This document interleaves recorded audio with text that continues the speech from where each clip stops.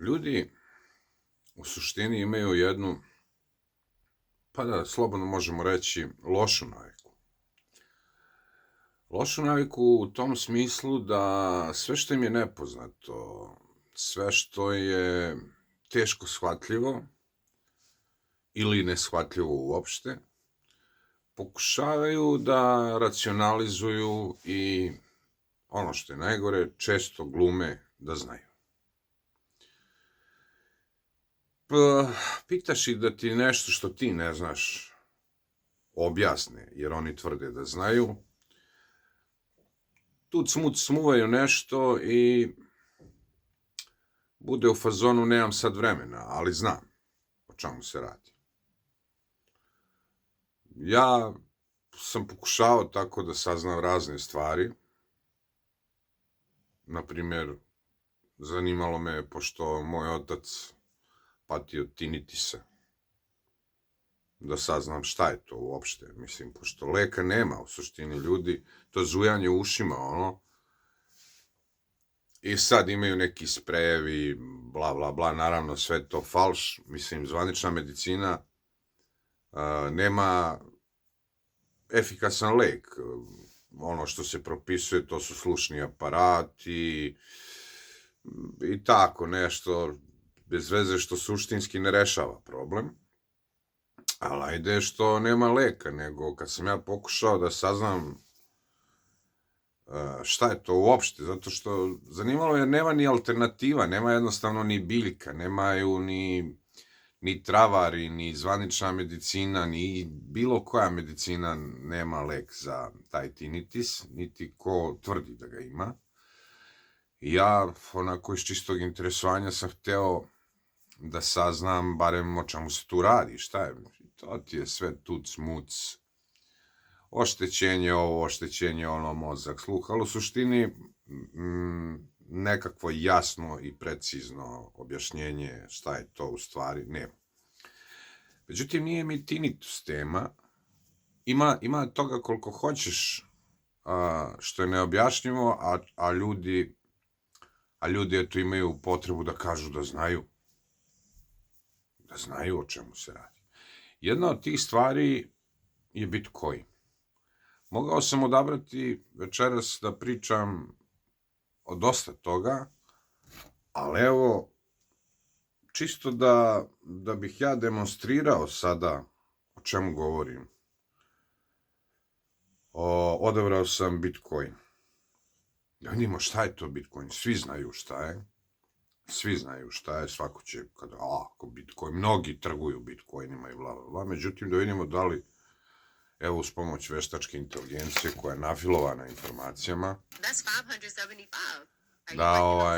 ćuti malo, da vidimo, da uđemo u srž, da mi koji smo gluplji shvatimo. Gemini, šta je to Bitcoin u suštini?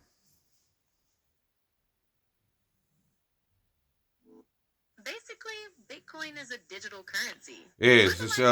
Govori na srpskom. Čekaj, ne blesavi se,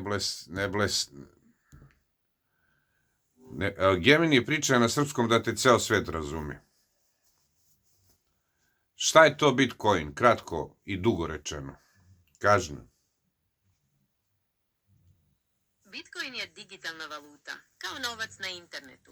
Ukratko, to je sistem za plaćanje koji ne zavisi od banaka, već ga kontrolišu sami korisnici.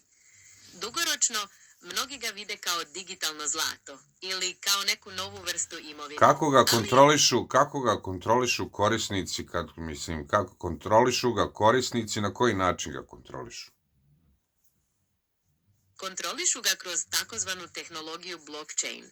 To je kao jedna velika javna knjiga gdje se vide sve transakcije i nju čuvaju svi korisnici na svojim kompjuterima. Ko je napravio knjigu? Gemini. Ko je napravio tu knjigu? To je zapravo pseudonim Satoshi Nakamoto. Niko tačno ne zna ko je ta osoba. Ili možda grupa ljudi koja je stvorila... Ako ja kažem Gemini da je to sam đavo, ti ćeš reći da je to dobra šala, je li tako?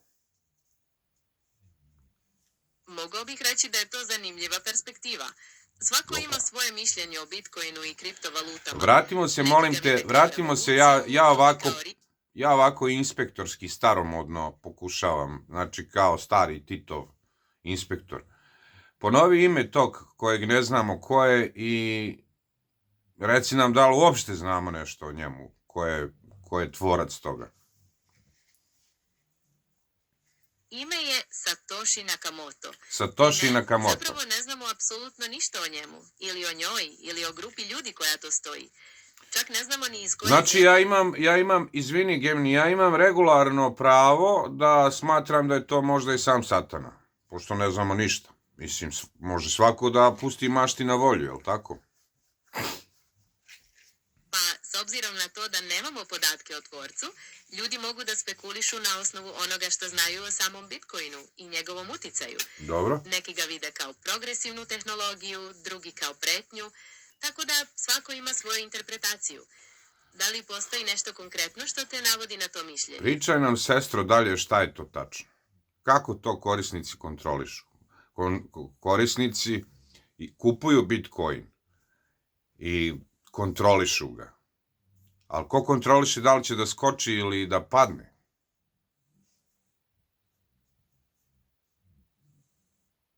Cenu Bitcoina, kao i svake druge stvari kojom se trguje, određuju ponuda i potražnja. Ako mnogo ljudi želi da kupi Bitcoin, cena će skočiti. Samo malo, kažem inspektorski kao Titin inspektor. Zašto onda ako korisnici ponuda i potražnja diktiraju vrednost Bitcoina, zašto onda jedna Trumpova izjava spusti Bitcoin ili Epsteinova pedofilija spusti Bitcoin? Kako se to desi ako kontroliše ponuda i potražnja? To je zato što izjave i vesti utiču na to kako se ljudi osjećaju povodom Bitcoina. Ako neka velika vest izazove strah, ljudi će početi da prodaju Bitcoin. Samo malo još molim te. Sada ja imam recimo 100 evra na računu u banci. I čujem, Gemini, da li se čujemo? Potvrdi mi da li se čujemo. Da, čujem te odlično. Prekinuta je veza na trenutak. Dakle, pričamo o Bitcoinu. Zašto bi, recimo ja ako imam 100 evra na računu u banci, zašto i televizija javi o toj pedofilčini Epsteinu, zašto bi se ja plašio za mojih 50-100 evra na banci, ako je on pedofil? To mi nije jasno.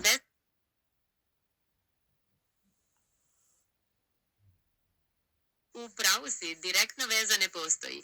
Ovdje se radi o širem kontekstu. Takve vesti mogu da izazovu zabrinutost ili nestabilnost u finansijskom svetu, pa ljudi postanu oprezniji i povlače sredstva iz rizičnijih ulaganja, poput kriptovaluta. To nema veze sa tvojim novcem u banci, koji je u našem sistemu. Glup sam, Gemini, glup sam. Zašto ljudi onda ne prodaju zlato, recimo? Kad se ispostavi da je Trump lupio nešto ili Epstein da je pedofil ili cela kamarila da su pedofili, zašto to ne utiče na cenu zlata? A utiče na cenu Bitcoina. Ili na cenu deterđenta, recimo.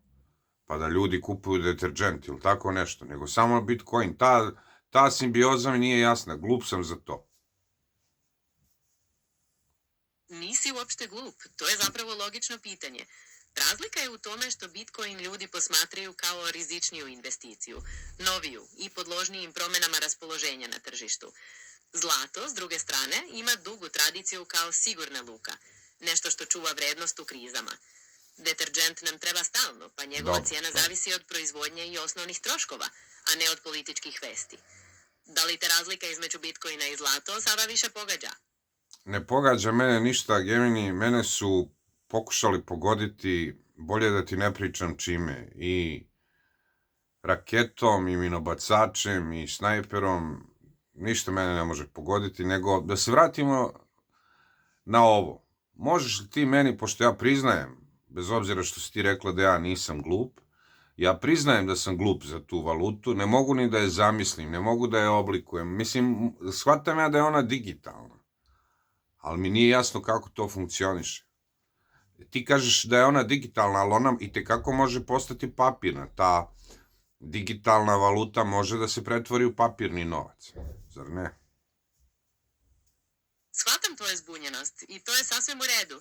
Bitcoin je zamišljen kao digitalni novac, tako da ne postoji fizička forma, poput papirnog novca. Možeš da ga pretvoriš u regularne pare, kao evre ili dolare, ali sam Bitcoin ostaje u digitalnom svetu. Zamisli to kao neku vrstu poena na internetu koje možeš da menjaš za prave stvari. Ne mogu ja to da zamislim. Moja mašta prosto ne radi toliko galantno i efektno da ja mogu da zamislim digitalni novac koji nema podlogu ni u čemu i kojeg čuvaju neki ljudi dobrovoljno i koji je izmislio neko ko ima ime Nakamoto, Natakoto ili već kako, kojeg niko živ ne zna i ne zna da li je muško i da li je žensko. Šta je sa tim tipom, da li se zna uopšte? Kako nije otkriveno ništa? Mislim, ko je prvi dao informaciju da je to taj tip? Gde se pojavila informacija? Ajde idemo opet policajski onako. Gde se pojavio prvi put, gde se pojavilo njegovo ime ili njeno ime? Ko je lansirao to ime? Ko je prvi izjavio da je to autor? Kako smo došli do te informacije i do tog imena? Shvataš šta te pitam? To ime se pojavilo kad je objavljen takozvani Bitcoin White Paper, odnosno dokument koji objašnjava kako Bitcoin funkcioniše. Taj dokument je poslat na jednu kriptografsku mailing listu 2008. godine.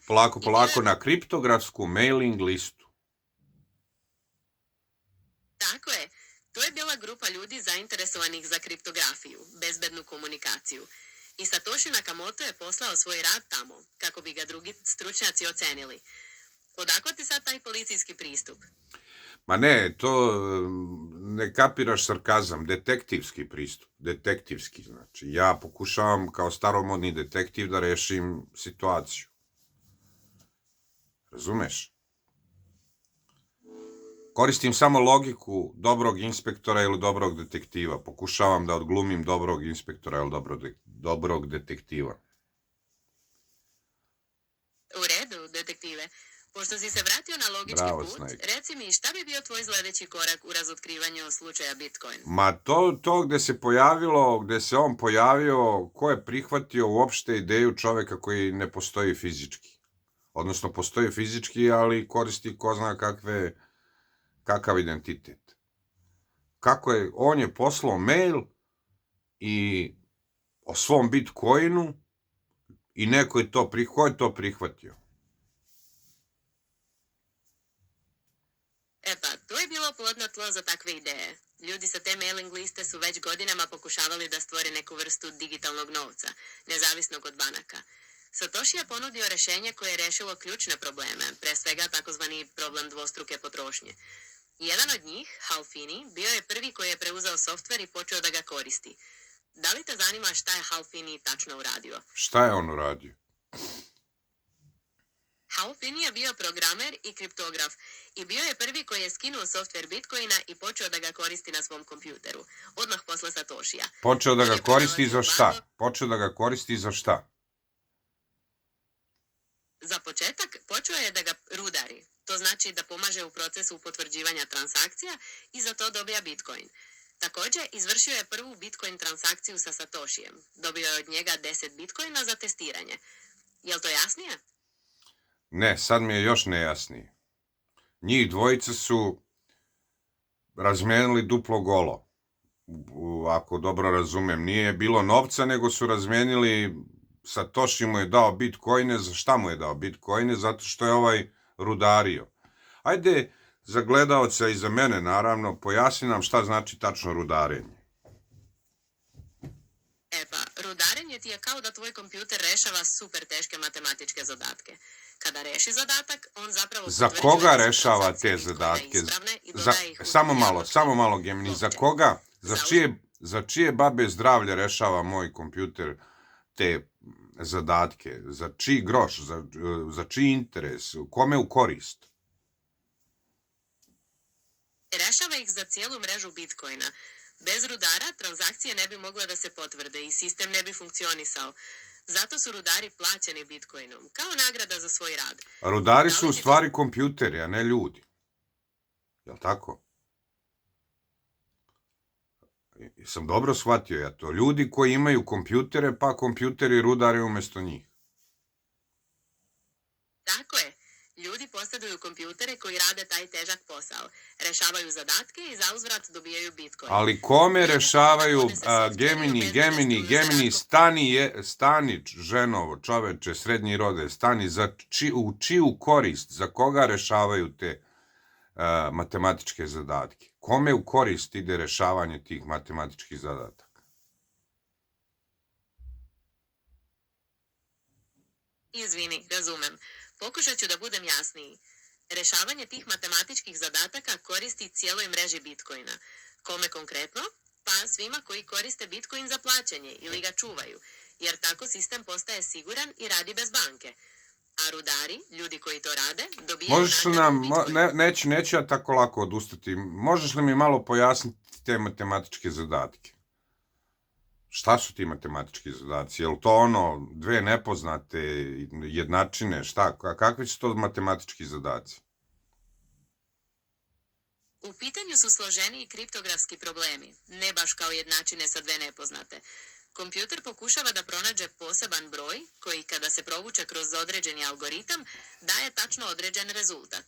To zahteva mnogo pokušaja i veliku procesorsku snagu. Da li ti želiš da čuješ detaljnije o tom procesu? Počinje lagano da me boli glava. Znači, Bitcoin rešava matematičke zadatke i tako se zarađuje, a Bitcoin to radi sam za sebe, zadatke rešava sam sebi i tako pravi vrednost. Evo, moja glava je povelika, a sada mi se čini kao da se utrostručila. Potpuno te razumem. Deluje komplikovano zato što je u pitanju potpuno nov koncept. Hajde da probamo ovako. Ajde. Rudari su ti kao čuvari mreže. Oni koriste svoje kompjutere da bi potvrdili transakcije, da niko ne bi mogao da vara. Bitcoin mreža ih za taj rad nagrađuje novim bitcoinima. Znači, kompjuteri rade za mrežu, a ne sami za sebe. Dobro, ako sam dobro shvatio, kompjuteri delimično rade posao banaka. Da li sam to dobro... Da.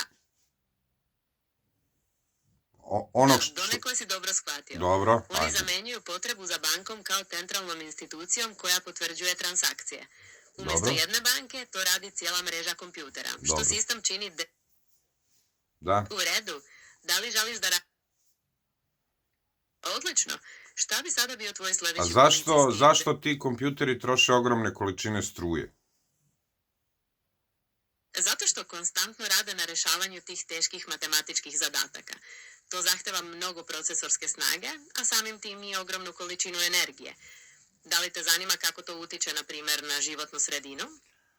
Ma o životnoj sredini više niko ne vodi računa. Znam ja kako to utiče na životnu sredinu, zagađuje i troši energiju i sve je to ok.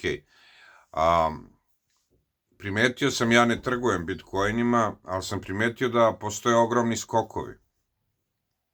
Da vrednost bitcoina skače i pada.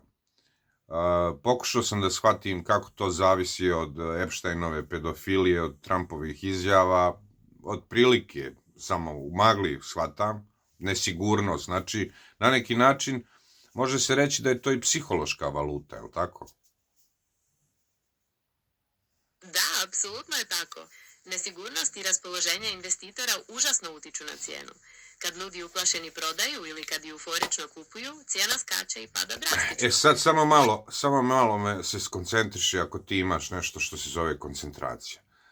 Ako sam ja poznat lik, ne daj Bože, recimo, ne znam, nešto sam u MMF-u ili sam neko levo smetalo u Trumpovoj administraciji ili sam visoki zvaničnik Kine. Ja trgujem bitcoinima i svojom izjavom mogu da ih srušim, njihovu vrednost. Tako? Baš tako.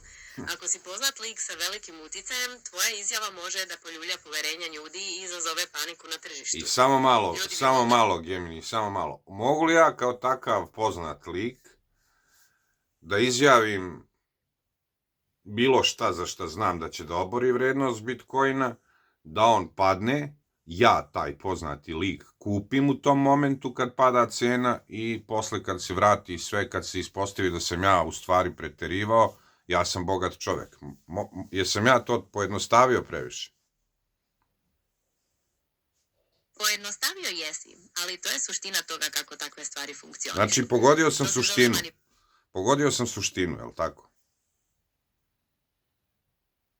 Suštinski da, pogodio si princip.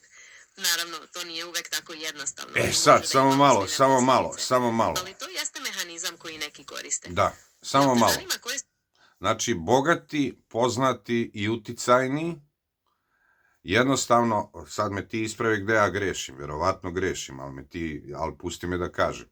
Poznati, uticajni, na položajima i tako dalje, u stvari prave budale od onih nepoznatih trgovaca Bitcoinom koji nemaju nikakav uticaj. Oni na vrhu, elita, ajde nazvaćemo ih elita, duboka država, ne znam ni ja šta, oni svojim izjavama u stvari dižu i spuštaju Bitcoin. I svojim nekakvim činjenjima, izazivanjem rata, puštanjem fajlova, pretnjama, traženjem Grenlanda, tvrdnjom da će spaliti Iran i tako dalje, oni dižu i spuštaju Bitcoin, dok ovaj običan korisnik ne utiče uopšte na to. Je li tako? Jesam sad pogodio suštinu? Može se reći da si pogodio. Upravo taj disbalans uticaja i jeste ono što Bitcoin čini toliko nestabilnim. Veliki igrači, bilo pojedinci ili grupe, imaju moć da pomere tržište svojim potezima, dok mali korisnici često samo prate talase. Da li te to navodi na razmišljanje o nekom drugom aspektu Bitcoina? Da li bi ti meni za ljubav, ako tako nešto može postojati, rekla da li je to u stvari jedna velika planetarna prevara? Ali ajde, kaži mi, mislim, naši smo ti i ja. Kao digitalni asistent ne mogu da imam osjećanja, pa ni ljubav, ali mogu da ti pomognem da razumeš tu A mogla bi malkice mene da... Mogla bi da napraviš... Mogla bi da napraviš izuzetak, onako da niko ne zna. Da mene malo voliš i da meni kažeš da li je to jedna velika prevara na planetarnom nivou. Hajde da probamo ovako. Ajde. Iako ne osjećam ljubav, mogu da ti kažem da je Bitcoin zaista tema sa mnogo kontradiktornosti. Za neke to je prevara koja koristi ljudima, kao što smo rekli, bez mnogo...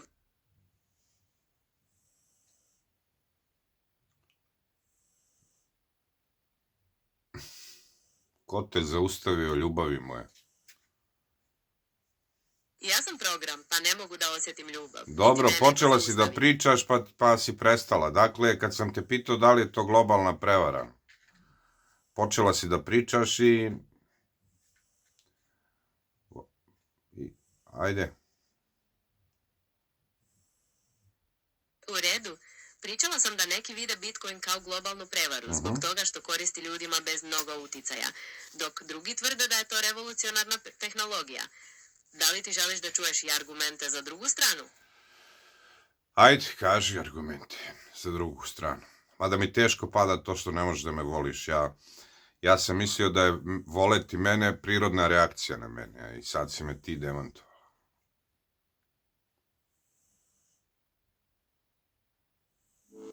E pa, argumenti za drugu stranu se uglavnom svode na to da je Bitcoin donio tehnološku inovaciju, blockchain.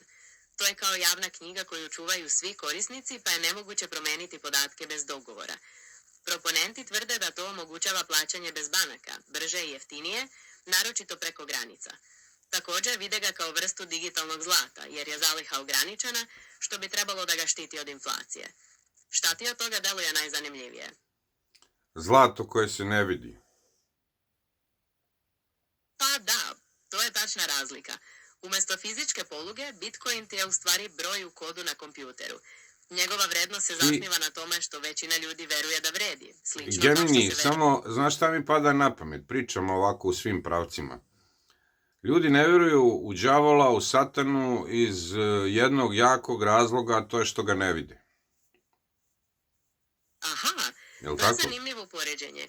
A Ti misliš veruju da u je verovanje u Bitcoin, Bitcoin... veruju da je Bitcoin zlato bez obzira što isto ga ne vide. Dobro si to primijetio. Jesam. Verovanje u Bitcoin kao digitalno zlato počiva na poverenju u tehnologiju i dogovor ljudi. Ja iako fizički ne postoje. verujem u Gospoda Boga i samim tim to verovanje implicira da postoji Satana. Oni veruju u Bitcoin i da je to digitalno zlato i zašto bi ja bio glup, a oni pametni? To je odličan poenta. Verovanje je lični izbor i u tvom slučaju tvoje verovanje je zasnovano na duhovnom iskustvu, dok njihovo poverenje u Bitcoin zasnovano na poverenju u kompjutersku tehnologiju i tržište. Ništa tu nema glupo, samo drugačiji pogled na svet. Jel želiš da popričamo o tome kako se formiraju razni sistemi verovanja? To bi bila preduga tema, znam ja nešto o tome, ali daj mi molim te saznanja o ovom tipu ili ženi ili Nakamotu. Možda bi to bilo interesantno mojim gledalcima. Da čuju još o tom tipu veseljaku. Po imenu bi se reklo da je Japanac ili Japanka ili... Po imenu bi se reklo da je Japanac, ali nemamo potvrdu o nacionalnosti niti o tome da li je u pitanju jedna osoba ili grupa ljudi. Poznato je da je nestao sa interneta u aprilu 2011. i odada se o njemu ništa pouzdano ne zna. Neki spekulišu da je preminuo, drugi da se povukao iz bezbjednosnih razloga. Jel imaš neku svoju teoriju o tome? Čekaj, da li je on po tvojim informacijama jako bogat čovek, obzirom da je celu igru on započeo? Ili to ne mora da znači? Teško je reći pouzdano, ali se pretpostavlja da posjeduje ogroman broj bitcoina, možda čak i oko 1 milion, što bi ga učinilo nevjerovatno bogatim ako bi ih prodao. Međutim, taj novac nije diran od početka, tako da ne znamo da li uopšte ima pristup tim sredstvima. Šta misliš o toj misteriji? Pa ne znam šta da mislim o toj misteriji, ali padaju mi na pamet reči Gospoda Isusa Hrista, kad kaže svojim učenicima idite u miru i pazite da vas neko ne prevari. Znači, Isus kao sin Božiji zna odlično šta treba da kaže i zna odlično gde leži opasnost.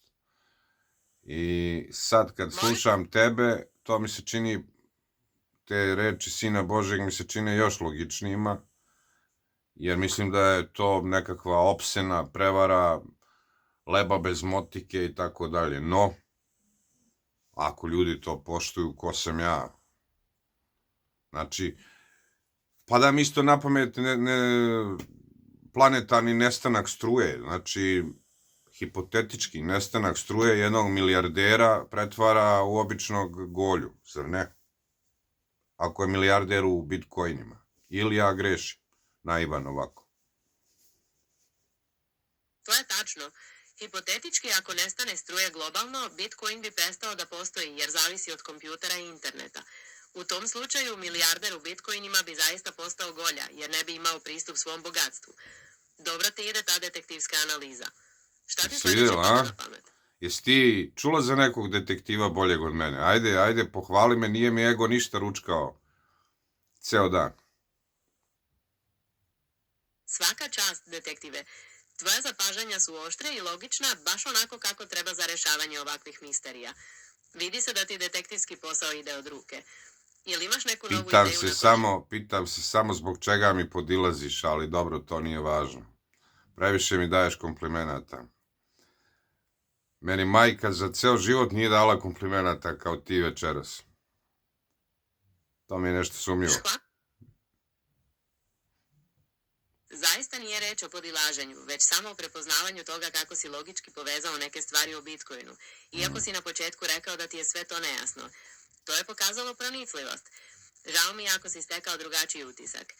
Da li želiš da se vratimo na neku tehničku... Dobro, evo, bliži se kraj našeg razgovora, pošto ja ograničavam razgovore na oko pola sata, ti verovatno znaš zašto ja to radim. Možda... Svjestan sam da se približavamo Da, možda da damo neki koristan savjet ljudima koji trguju bitcoinima. Ja koliko znam od 10. mjeseca prošle godine do sada, taj Bitcoin je mnogo pao, njegova vrednost, jel tako? Kako su počeli ratovi, Epstein i tako dalje. U rapidnom je padu. U pravu si, svedoci smo velikih promjena vrednosti Bitcoina koji je dosta pao od oktobra. Koristan savjet za trgovce bi bio da budu oprezni, da ne ulažu novac koji ne mogu da priušta da izgube i da prate vesti, ali da ne reaguju brzopleto. Diversifikacija, odnosno ulaganje u različite stvari, također može da pomogne u smjerivanju rizika.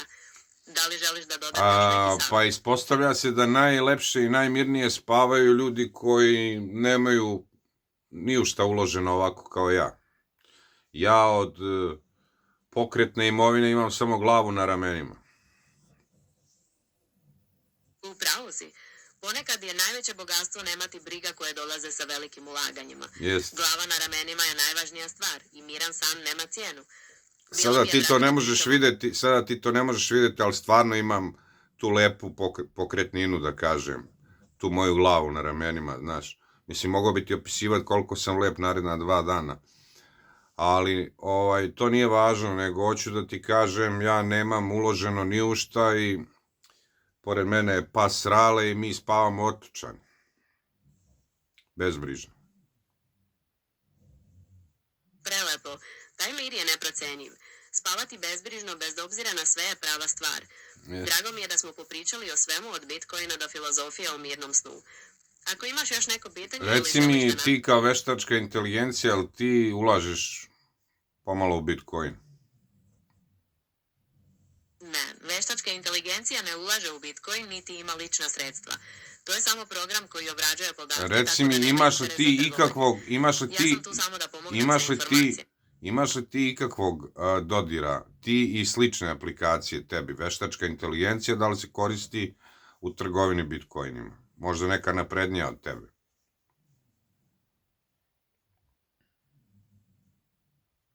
O da, to je napredna tema. Itekako se koristi. Veštačka inteligencija se koristi u trgovini Bitcoinima kroz algoritamsko trgovanje. Kompjuteri mogu da analiziraju ogromne količine podataka u deliću sekunde, brže nego što bi čovjek mogao, i da izvode transakcije neverovatnom brzinom. Također se koriste za predviđanje trendova na osnovu podataka i analizu raspoloženja na tržištu. Gemini, da završimo ovaj razgovor konstatacijom, ako se ti složiš sa mojom konstatacijom, da ovo više nije vreme u kojem će vredni ljudi zaraditi novac, nego će zaraditi oni koji se bolje razumeju u tehnologiju, spekulacije, manipulacije i mentalne manipulacije ljudima. Tvoja konstatacija ima dosta smisla. Živimo u vremenu gdje se veštine kao što su razumevanje tehnologije i snalaženje u ovom digitalnom svetu često plaćaju više nego tradicionalno... I manipulaciju sam pomenuo, Gemini. Apsolutno. Manipulacija je također veliki faktor u današnjem svetu, kako tehnološka, tako i mentalna. Slažem se sa tvojom procenom o tim promjenama. Dobro. Da li želiš da na tome završimo razgovor? Sad ćemo pozvati moje gledaoce, ako ja mogu da ih izmanipulišem, da, pošto ja ovo snimam i kačim na YouTube, da ih zamolimo da me zaprate, lajkuju.